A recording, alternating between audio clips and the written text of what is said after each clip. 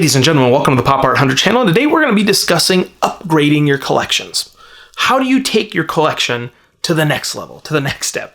And I'm not going to get into all the specific collections I've done over the years. I think I'll probably do another video on that because you might not care about my specific stuff. But I will pull in some examples of my collections to show you what it means to upgrade your collection and how to move it to the next level.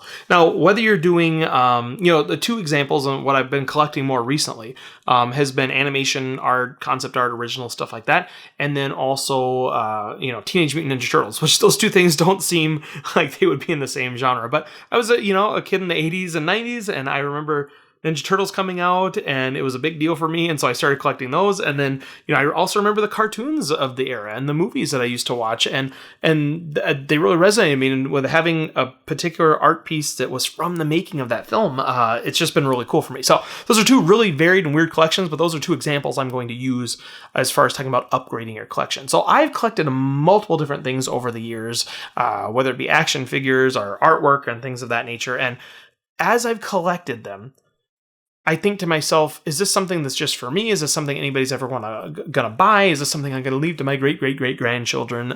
There's all sorts of reasons to have a collection, whether it's to make you feel good or it's an investment or a combination of both. And for me, I've always just collected because I loved collecting. As I got to be more of an adult, I thought to myself, what happens when I don't want this stuff anymore? What am I gonna do with it? And also, with a collection, I enjoy the act of collecting. I enjoyed finding the pieces that I don't have. And I'm a completionist. I love to have all of something, the whole set of something, if there's a set to it. And so as I've done that, what happens when you get to the end of completing that collection? What happens when you have every Ninja Turtle ever made? Now what? There's no joy in it anymore. I mean, you might like having them, you might like looking at them, but eventually it can become kind of stale, and you might say, I want to move on and I want to get rid of these. Now, there are ways that you can keep that collection going. So for instance, with Ninja Turtles, as an example, I collect loose figures. I collect loose figures with the little accessories individually, and I try to complete the figure, but they're loose. The next step for that is mint on card or mint in box collecting. That's the next step for Ninja Turtle collecting. And I do have some mint on card stuff or some mint in box stuff, at least, some of the stuff is sealed, some of the stuff is out of the box, but I have the original box. So for me, once I'm done collecting, once I've finished my Ninja Turtles as far as I want to take them, I might say to myself, maybe I'll trade these up. Maybe I'll upgrade these to mint on card stuff or mint in the box stuff. And so that's a way that you can keep that collection going. Now with Ninja Turtles specifically, I've mentioned this in some of the other videos, I think that we're in an upswing and eventually it's going to go down. I think there's going to be a steep drop off where I'm probably paying more right now for the collection that I have than it's going to actually be worth or what I can sell it for in the long term. That's my thought, and also my fear a little bit, is that I paid a lot of money for stuff that's not going to be worth as much. But I also might try to sell them before that. So I'm not actually sure that I'm going to get into the mint on card collecting because I just don't know that it's worth it, financially. And I can enjoy these figures just the same without them being mint on card. So for animation cells, though, I think animation cells in a way are sort of timeless. There's going to be an upswing, ups and downs as far as, the nostalgia and the value of these items. But I think long term, they're going to hold more value because they are artwork. Because these pieces are one of a kind. They're one of one. There might be multiple of those in a scene, but it's one of one. And those things got destroyed over time and they weren't cared for and all those things. I just think that they're going to hold their value more. Now, with animation cells, you have the animation concept art, maybe the rough stuff that was done before they even put it on a 12 field or 16 field paper and pencil. Then you've got that 12, 16 field paper that they're like, oh, let's make a better looking figure. And then you've got the actual cell that was created from that. And then you have backgrounds. And if you have a background, an original hand painted background with a cell, and it's not from the exact scene, it doesn't match exactly like you would see it on the screen, that's called a master background. And then you have the Keymaster setup. So Keymaster is, this is the exact background that was used with the exact cell in this particular scene. It is exactly how they photographed it to put it onto the screen. That's the Keymaster setup. And that's kind of like the holy grail, creme de la creme. I don't even the cream of the cream. I don't know if that's what they've... I've heard that before, so it must mean something about like holy grail styles. Anyway, but you want the best of the best, and that is going to be it when it comes to animation cells. And so for me, I collect a lot of cells. I don't have a lot of Keymaster setups. Actually, I might only have one Keymaster. I have a few masters, but I only have one Keymaster. The Templeton and from Charlotte's Web, I have a panoramic background with some of the original cells, and so that is a Keymaster setup exactly the way it would have been filmed and shown in the movie. And so for me, I have a lot of cells though that don't have the original backgrounds; they just have photocopies. So for me to find and purchase some more of those cells is a way that I can upgrade my collection, because the value of these cells are in, one, the nostalgia associated with a particular movie or scene, but also in what it is, how rare it is. And with a Keymaster setup, only one person can have that Keymaster setup, because that background may have been used with 1,000 cells for that particular sequence, or 10,000 cells, or 100,000 cells. I don't know if it's that many. Math. How many seconds? 29 frames per second, and carry the 7. But it can be used with a lot of different cells. But if you've got that Keymaster, if you've got that background, you're the only person that can have that Keymaster set up for that particular scene. And so it makes it more rare. It makes it more sought after. And so with anything that you collect, you might choose to upgrade your collection so that it can have more value, or so that you can continue collecting. Once I've gotten a cell from every particular film that I want, or every particular cartoon series, now I can find one that has an original background. Now I can find a Keymaster setup from each one. Now I can find a Keymaster setup that's really nice with centered I can look for a better quality version of it. If you're collecting, I'm not much of a card collector, baseball cards. I have some Mutascope pinup cards, and they're all graded. Well, my collection when I first started out, I didn't have a lot of money, so I'm like, I'm gonna get graded cards, but I can only afford ones that are 5 or I can't really afford the 8, 9s, and 10s. But I don't want to go under 5. So I only have a handful of cards that are under a 5 PSA grading, which isn't great, but it's not terrible. But 5 was my limit. So I have 5, 6s, 7s, couple 8s. I don't even think I have any 9s, maybe a 9, and no 10s. So with those particular cards, that's a way that you can upgrade your collection. If you're collecting baseball cards or trading cards or Pokemon cards or anything, and you have those things graded, moving from a 5 to a 9 is going to exponentially increase the value of that particular graded card. It's going to make it so that you can resell these things in the future, possibly for a higher amount. It also gives you another thing to look forward to. When I'm looking for Ninja Turtles as an example, and I'm in an auction, at the beginning, everything was exciting and new. Everything was something I didn't have. And then as I got more and more turtles, now I'll go to an auction. They'll run through 100 different Ninja Turtles, and I've got all of them. I've got every accessory. I've got the whole figure. Doesn't excite me anymore. When I see one that I don't have, you get that rush, and you like that joy of collecting, and I found that last piece. So if I were to get into mint on card collecting, I have that same joy and rush all over again. And part of it's about the enjoyment. I always picture, when you walk into a casino, I always think, when you put in that $20 into a slot machine, especially a slot machine because the odds are against you, when you put that $20 in a slot machine, you should go in thinking, I'm spending $20. You shouldn't go in thinking, I'm going to win $40 and walk away with $20 profit.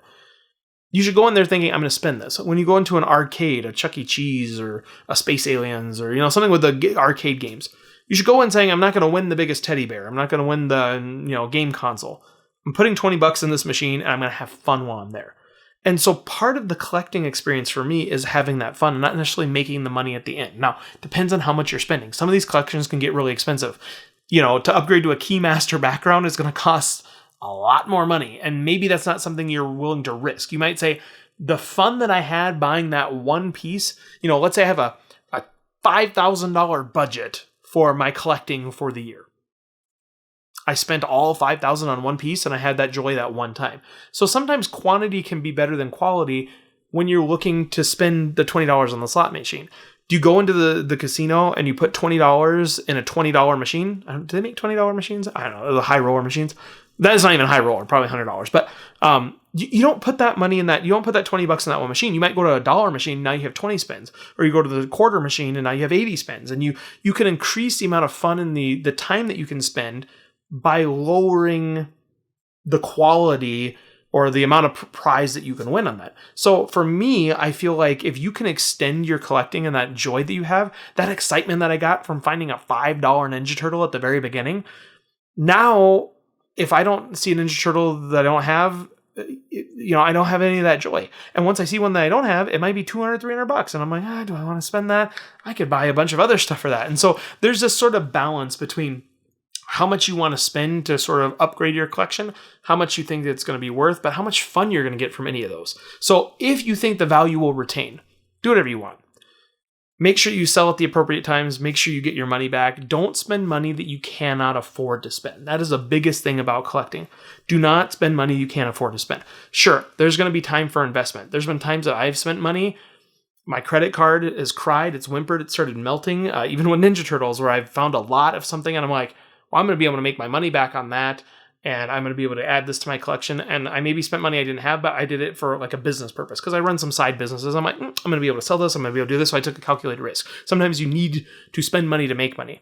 But for the most part, collectors are collecting. They're not looking at this as a business model. So if you have a full-time job and the collecting is on the side and you have a certain budget for collecting, don't get yourself into financial trouble by trying to upgrade something.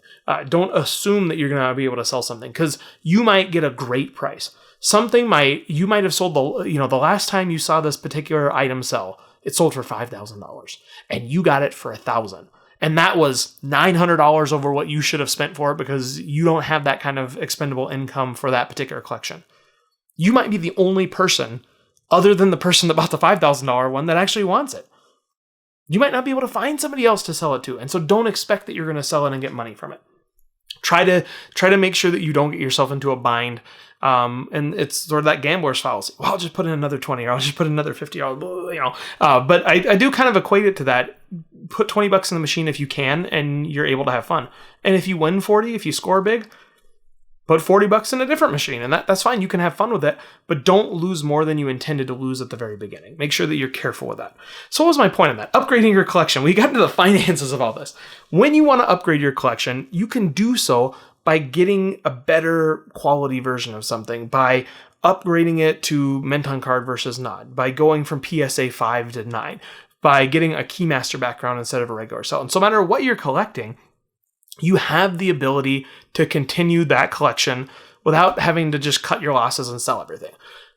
I will probably have animation cells in my house for decades to come. At some point, I might think the market's going to go down on this if I don't sell now, and maybe I'll take an economic, an economic analysis of it and say, I better sell now or else I'm not going to be able to ever recruit my funds for this. Because ultimately, these sitting on the wall, if they stop bringing me joy by looking at them, now they don't have as much value to me, and by selling them, I'm going to add more value to my happiness by having money to spend on a different collection, or by having the money in the bank to, yield interest off of and live my life or take a vacation. So always evaluate your collections on whether they're still bringing you the same amount of joy that they brought you when you purchased them.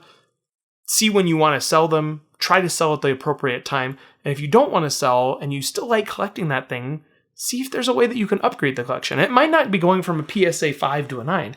Maybe it just goes by getting the variants that are available, or finding, in baseball cards or trading cards, you can find error cards. Maybe you find a different niche, finding misprints or things like that. Maybe that's important to you. With the Ninja Turtles, I just ended up getting some European versions that have Teenage Mutant Hero Turtles, because in Europe, they didn't want the word ninja because it was too violent, so they used hero. And so I got some of those cards because I thought, that's a neat little thing. And it's a conversation piece and it's a story when somebody comes to my house and we're looking at, really expensive animation cells and really inexpensive Ninja Turtles, which again, it's kind of a weird collection to have next to each other.